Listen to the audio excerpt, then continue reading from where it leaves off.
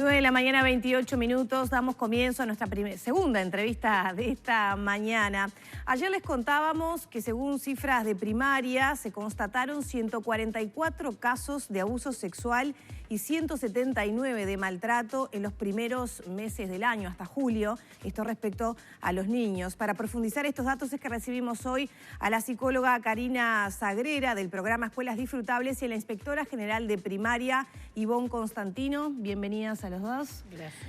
Bueno, probablemente estas cifras que nos llaman la atención tienen que ver con que aumentó la sensibilidad de los dispositivos de detección de estos casos en primaria. Primero que nada, ¿ustedes qué evaluación hacen de estas cifras, de estos números? Bien, sí, tiene que ver con la sensibilización a nivel social, tiene que ver con que hay más recursos dentro de primaria, con el programa de Escuelas Disfrutables, tiene que ver con que se aceitaron los protocolos y mecanismos de atención, y en realidad sorprenden, pero es una realidad que tenemos ya desde hace tiempo, digamos. Lo que pasa es como que ahora se visibilizan un poco más. Son altas las cifras, ¿no? Son elevadas, en general, ¿no? Cuando son elevadas las cifras de maltrato en general, no solamente de abuso, hay otras formas de maltrato, y sí, son elevadas, preocupan mucho y nos ocupan mucho también. Karina, ¿cómo se detectan? Cuando hablamos de maltrato, de abuso, ¿de qué estamos hablando? Bueno, estamos hablando de lo que comúnmente llamamos vulneración de derechos, ¿verdad? De niñas y niños. Hablamos de violencia física, de violencia emocional, de abandono o negligencia, como podemos suponer en la noticia anterior que ustedes presentaron. O sea que hay distintas formas que terminan generando vulneración de derechos de niñas y niños y que obviamente generan secuelas más que importantes a lo largo de su desarrollo. Entonces, como decía Ivonne, estamos en un momento donde hay una sensibilidad mayor, hay una canalización mayor de la escucha, de los distintos dispositivos que tenemos de trabajo.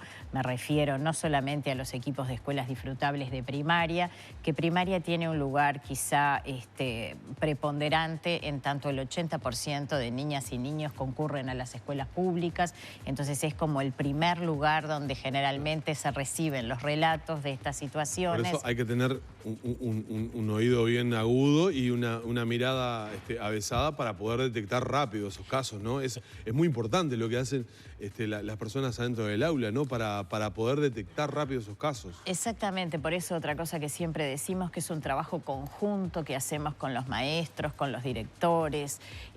Nosotros tomamos a las escuelas como sujeto de intervención, ¿verdad? Las escuelas son colectivos en donde tenemos tres patas, ¿verdad? Que tiene que ver con los docentes, los niños, los padres, la comunidad que tiene que ver con esos centros educativos. Y bueno, es en ese eterno diálogo y en esa necesidad de escucharnos y de conocernos que, bueno, que podemos llegar a detectar. A veces llegamos tarde y eso realmente es una preocupación. Hemos avanzado mucho en los registros, por eso tenemos estas cifras.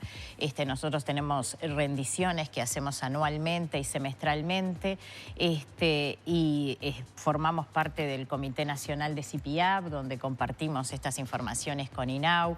Y otra cosa que me interesa destacar es que, bueno, sin duda los recursos nunca son los que quisiéramos, pero tenemos equipos en los 19 departamentos y, bueno, optimizamos en las coordinaciones con INAU, con el sistema de salud, con los equipos de cercanía de MIDES, con los equipos de territorio. Entonces, bueno, tratamos de generar una respuesta, pero lamentablemente no siempre podemos. Esa es nuestra preocupación y en eso estamos afinando el trabajo, que es, bueno, llegar. Muchas veces a la escuela lo que le toca es, bueno, viabilizar el relato, porque después hay otra parte que son otros actores, ¿verdad? Los que deciden, o por ejemplo las investigaciones, los resultados, las medidas, que muchas veces van de la mano del Poder Judicial, sí.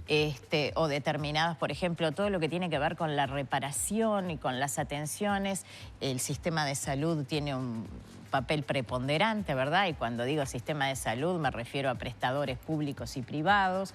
Nosotros tenemos una división de salud escolar que también tiene muy aceitado lo que tiene que ver con el traslado en el área metropolitana y en el sistema de emergencia, ¿verdad? Porque a veces sucede que llega un chico golpeado y hay que poner en los hechos el mapa de ruta, que es un procedimiento acordado interinstitucionalmente. ¿En los hechos funciona aceitadamente ese mapa de ruta con los demás actores que tienen que funciona.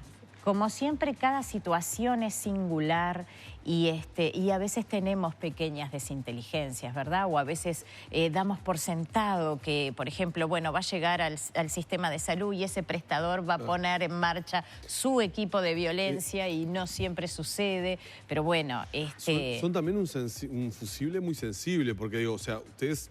ante la situación que se detecta, muchas veces casos de chicos abusados o violentados de diversa índole, activan los mecanismos y los protocolos establecidos, pero tal vez ese chico vuelva a ese centro educativo y la familia, la madre, el padre, o sea, se generan situaciones que deben, supongo yo, estimo yo, tienen que manejarlas muy bien, porque son situaciones tensas, ya no solo con la historia del relato de ese chico, sino con el entorno, ¿no? El círculo.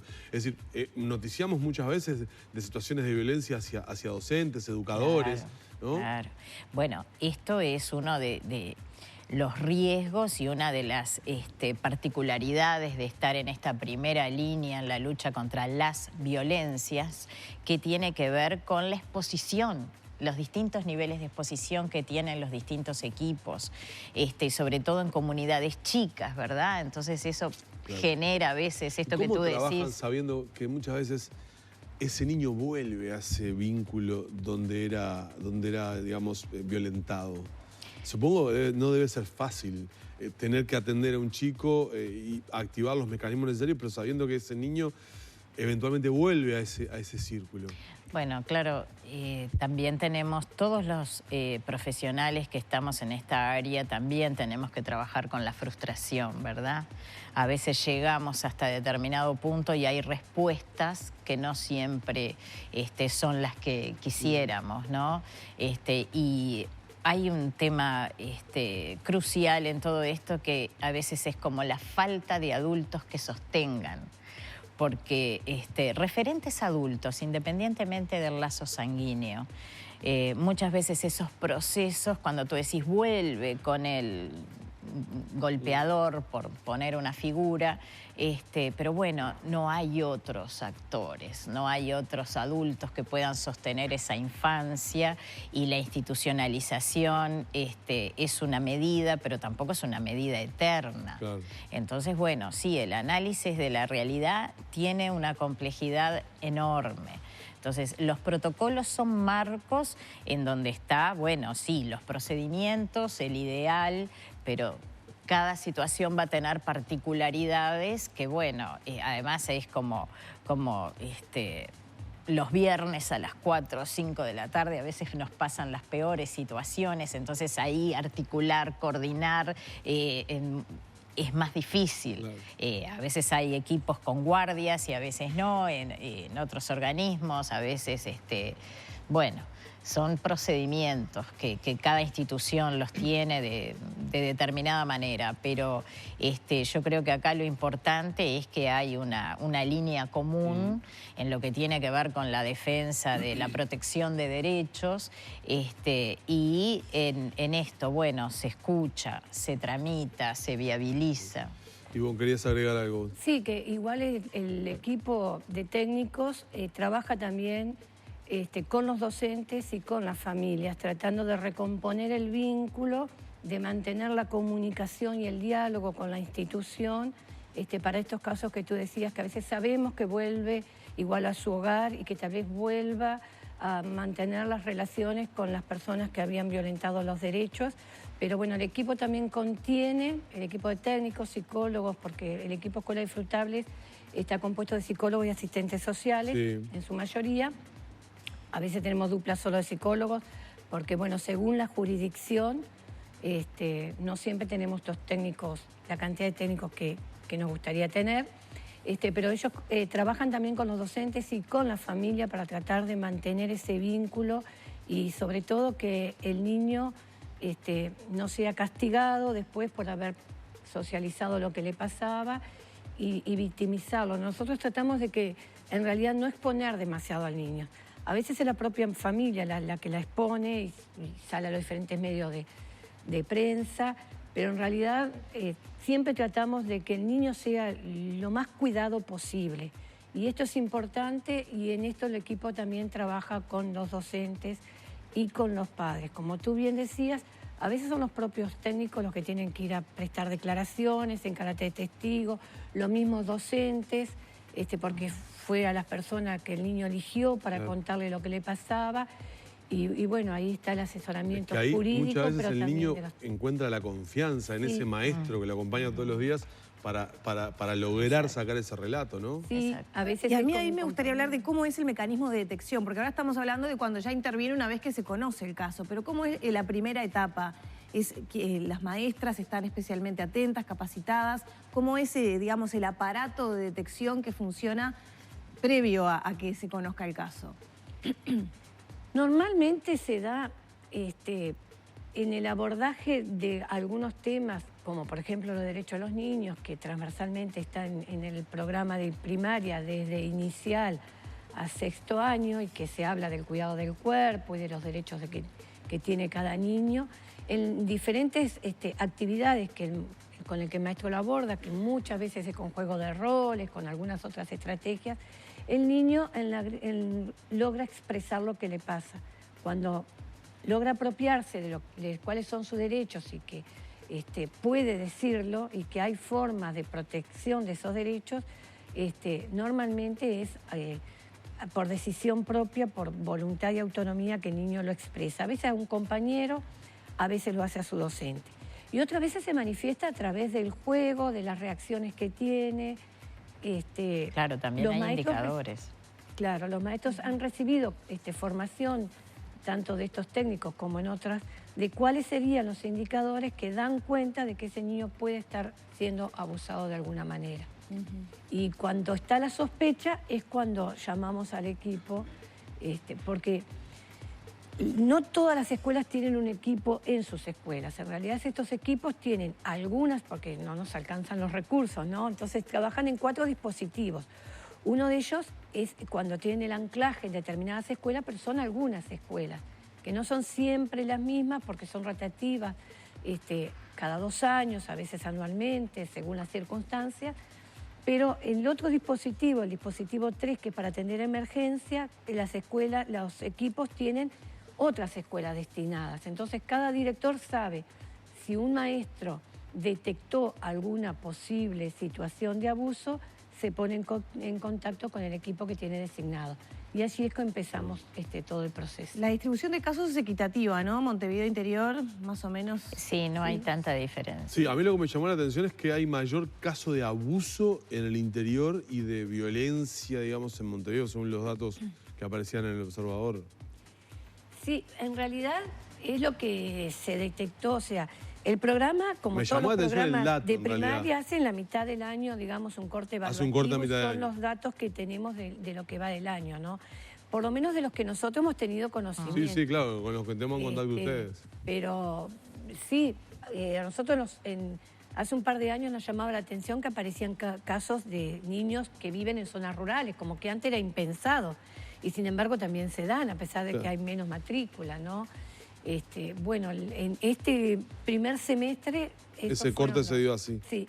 Sí, yo respecto a eso me gustaría introducir algunos elementos, porque en algunos lugares están como más arraigadas algunos, no quisiera decir valores, pero sí algunas prácticas como más conservadoras en el sentido de tener esa idea de lo privado, ¿no? Dentro del hogar y que entonces todo lo que suceda ahí es válido, ¿tá? Como se decía antes, de la puerta para adentro. Y bueno, los niños son una responsabilidad de todos, una responsabilidad social, y en este sentido el poder trascender eso, entender que los niños no son una propiedad, no son una cosa, que es válido para la mujer también, ¿verdad? Por eso digo, el tema de las violencias es muy amplio y atraviesa otros temas. Claro, es mi hijo y con mi hijo no te metas. Hago lo que quiero, ahí está, o yo lo educo como quiero, o bueno, o antes o sea, vos decís que esa lógica no debería aplicar. Esa lógica tiende o genera un riesgo mayor de determinados tipos de violencia. Entonces, bueno... O sea, es tu hijo, pero si yo veo que estás violentando a tu hijo, lo tengo que advertir. Exacto, ahí está, ¿verdad? Entonces, entender esto, la violencia es una vulneración de derechos, es un delito, es una cantidad de cosas, pero sobre todo afecta la trayectoria de una vida, el pronóstico de una vida, porque estas violencias generan daños y trayectorias de daños, porque nosotros centramos nuestra práctica en la infancia, pero los que trabajan con adolescentes también tendrían mucho para decir en esto, de lo que es como la naturalización de la violencia como práctica educativa. Y, antes de terminar la nota, quería preguntarte, y bueno, sobre todo a vos, esto se ve reflejado en el resultado de los aprendizajes de esos niños, es decir, estos niños que atraviesan estas situaciones, ¿tienen un correlato directo en su rendimiento escolar? Afecta. No quiere decir con esto de que necesariamente el niño que pasa por una experiencia así vaya a repetir el año ni nada. Pero afecta porque el aprendizaje es un proceso integral, ¿no? Entonces, en la medida en que emocionalmente o psicológicamente el niño no está bien, claro, no puede tener el mismo nivel de atención y las mismas ganas de aprender. Pero justamente en esto es que trabajamos junto a los equipos, ¿no? En tratar de recomponer para que ese niño pueda continuar su vida dentro de la normalidad posible. Dentro de los casos detectados, ¿hay más niñas o varones que sufren, o también es equitativo la distribución de la violencia, digamos? A nivel general es como equitativa, pero de repente tenemos más maltrato en varones y más abuso en las niñas.